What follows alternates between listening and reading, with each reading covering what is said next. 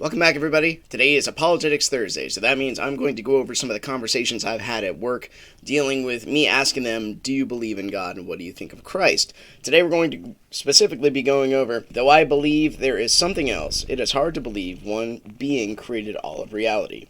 And the second one is, it's actually from a pastor that works a full-time job. Oh, I've been to church. ... So I hope you'll join me as we work through these rebuttals.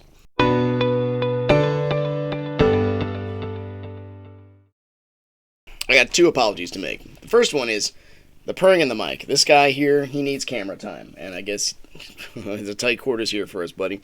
The second one is I know I'm too finely dressed probably for the quality of this video. I work in a warehouse, so what am I doing with a fancy polo shirt on? Well, sometimes you have shirts that just survive the ages. This is one I think I got at Goodwill. It's got like 4 holes in it, but they're all at the bottom.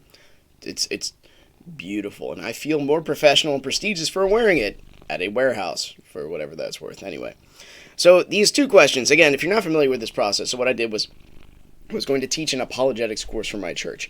That is basically how to answer that is basically strengthening the believer, because you can't argue anybody into believing anything for what that's worth, but you can give people ideas. And sometimes people will have questions that will just shock you so much, and instead of trying to explore the answer from somebody maybe more knowledgeable, you just immediately get shut down and start to doubt what you believe. So that's what apologetics is, sort of. It puts on armor basically on what you believe already. And you can be an apologist for anything. For atheism, I follow Christ, so I guess I would be considered a Christian apologist per se. So we're going to go over the first one, obviously. The first one is, though I believe there is something else, it is hard to believe one being created all of reality. Now the questioner, I guess the person who responded to this said, first he said I was an atheist. And I'm like, really? He's like, well, I believe in something. I'm like, okay, well, within one statement I was able to have you renounce your atheism. So sometimes people don't even think of these things that are greater than, what we deal with in our basic material lives and deal with our basic material pulls and urges and all that kind of thing. So why not open people's minds to this thing? Because if you're opening people's minds to something greater, ask the question once in a while. I tend to talk about politics and religion constantly at work, and the reason why I do so, and it's not a I'm right and you're wrong kind of mentality, like, what do you think about this? And let me challenge you with this. Like open debate and relationship, that kind of thing. Plato said something like the outworking of not paying attention to politics is to be ruled by evil men. And so then what is evil, what is good? That's the next question there. But that's true, right? You don't pay attention to who's running the country, running anything, even though you have a say in it, and they're competent adults, not like a parent-child relationship. That's totally different. You need to pay attention to what's up there. Pay attention to the greater thing that's going to guide culture. If not, you wake up tomorrow in a gulag. You're like, how the heck did I get here? You didn't follow the breadcrumb trail that evil leaves. And I think Christ described the devil as prancing about. It's like a roaring lion desiring to have you and devour you. It's no secret. You just have to look. Sometimes it's in the shadows, but you just got to turn your head. It'll be there. It'll be trying to creep up on you. That's where Satan, the adversary, which is what Satan means, lies in wait. And the power in Satan, or something that, critiques your image or challenges your views, challenges you as a character, is only in the unexamined. So I like to do push-ups quite often, but I can't do 100 knuckle push-ups in a row. So I'll get there. Like the challenge is what you cannot do and what you are not. It challenges your identity. That's just a simple example, but it's the same thing. Like you're not as good as you think you are. Yeah, but I'm getting better. That's where the aim up constantly counteracts that thing. Anyway, we should probably get on to the question. Though I believe there's something else, it's hard to believe one being created all of reality. Well, this is where we get into definitions. This is exactly where I took this conversation. It was about a year ago, believe it or not. And I asked him, what is God? What do you think that is? And he's just like, I don't know. Something up in the sky? I'm like, well, I don't believe in whatever that is either, man. I mean, you can't know the infinite totally, obviously, because we have finite minds.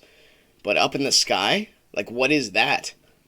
The being that created all of reality created the sky. So how is he in that? And you can go a couple different ways from this. Like, obviously, the karmic cycles in the New Age movement say everything is one. It's all God anyway.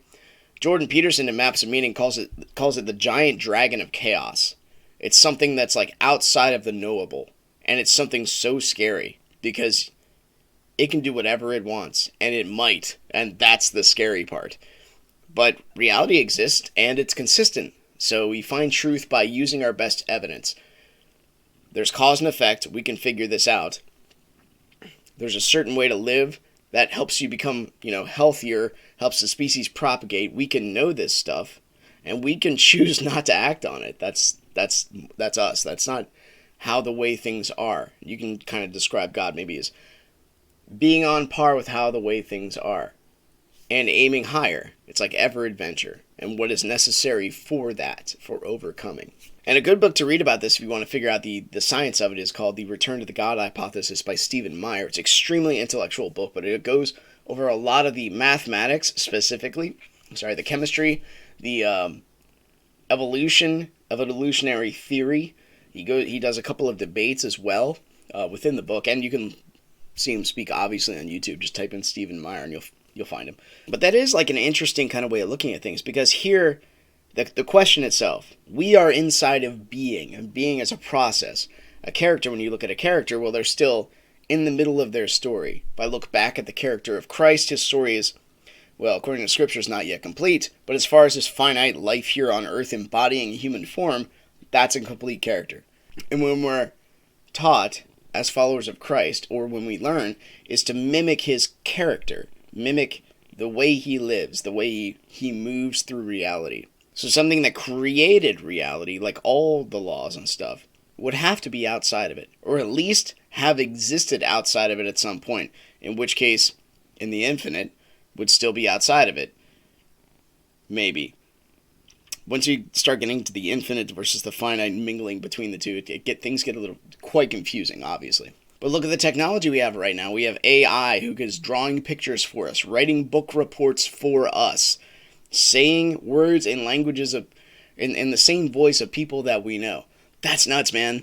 It really is. And that's just us after 200-300 years of actually focusing on cognitive development of the electronic. Imagine a being that could just make things be. The dreams that you have. So when we dream, you and me, we are spectators in our dreams. Why aren't we making them happen? Where's that coming from? You could say, and Carl Jung would call it the subconscious or the shadow, and that's your soul. And you and your soul have conversations one way or another. And he believed that dreams have extremely large amounts of information that deserve unpacking. Focus on them. I know I have 3 dreams that were given to me that I think about still to this day. And maybe I'll go over them at some point because they're worthy of exploring, but they're highly personal.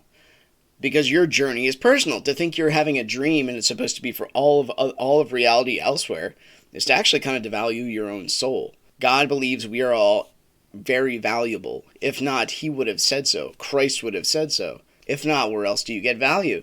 The image of God is a great place to start. So I kind of passed on that to him. I passed on, if you really wanted to read. But this is like trying to ignite a flame in someone to pursue truth. I can't say anything else that makes sense outside of Christ. I really can't. Everything I've examined, it all breaks down. The sense, I get lost in the sense. And maybe that's my limit in Western language. English, obviously. Maybe it's not, accepting the absurd, maybe as much as I should.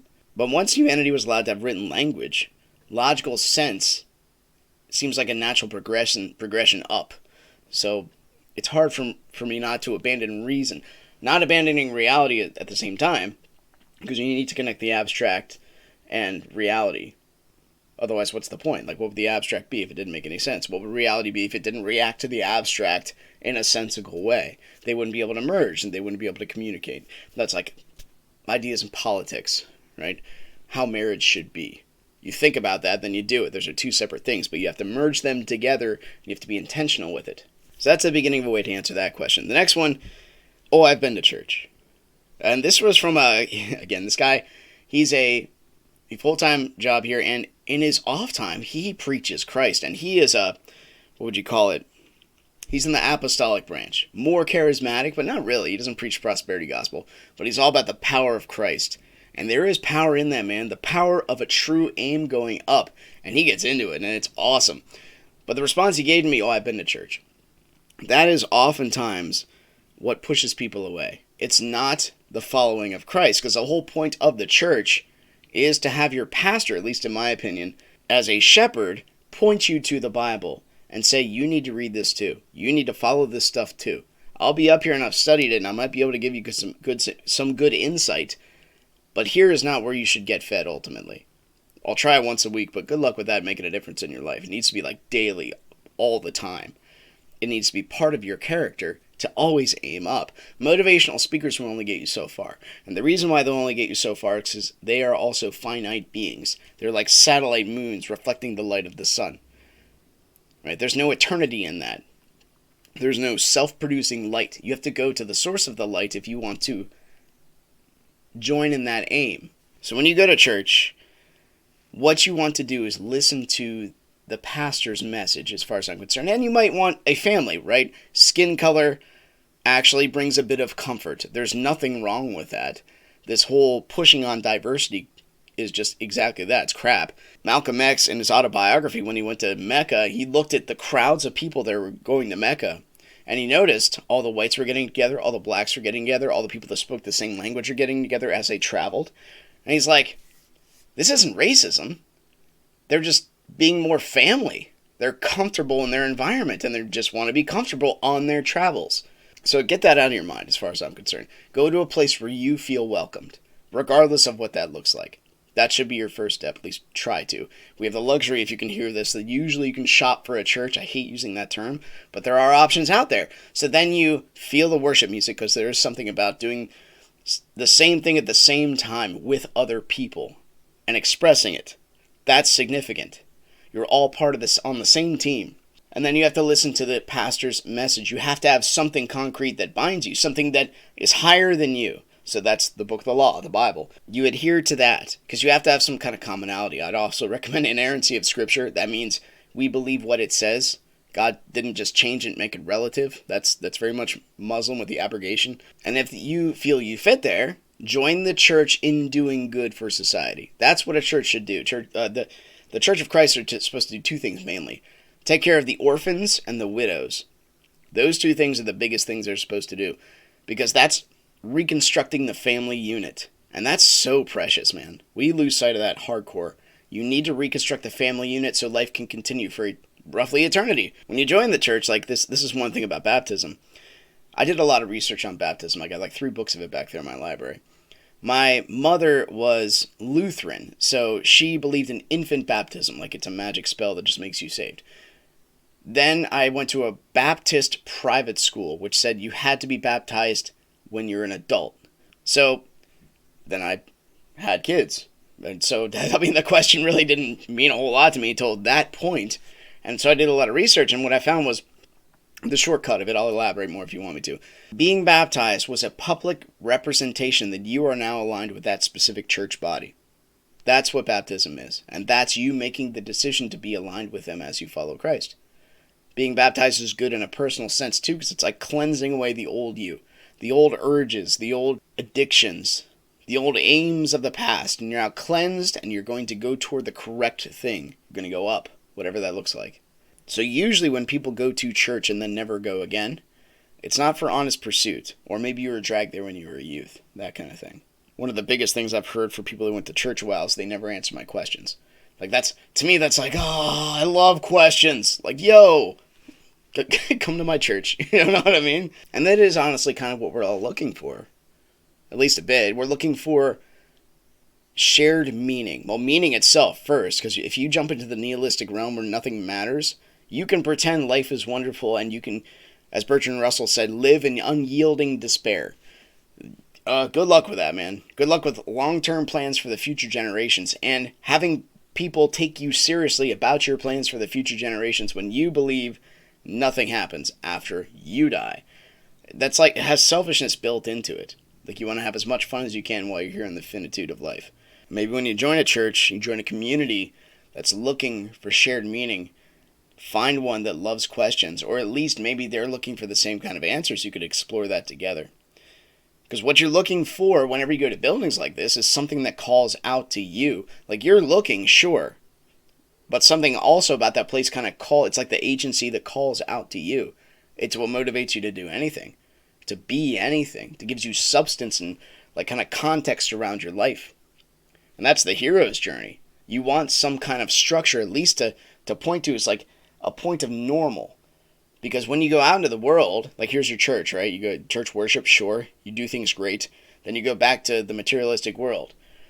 And you're dealing with cussing people who complain about every little thing in their life. Talking about what they're needing, overeating all the time with sugar, etc. And then you have to resist all that temptation and come back to normal. And you can live every day like that knowing, I did it. I'm aiming higher than what the world is telling me to aim for. Because the world will just pull you down. And that's the hero's journey. If you want to find out a little bit more about the hero's journey, check out this video up here that YouTube recommends. We can continue this journey together.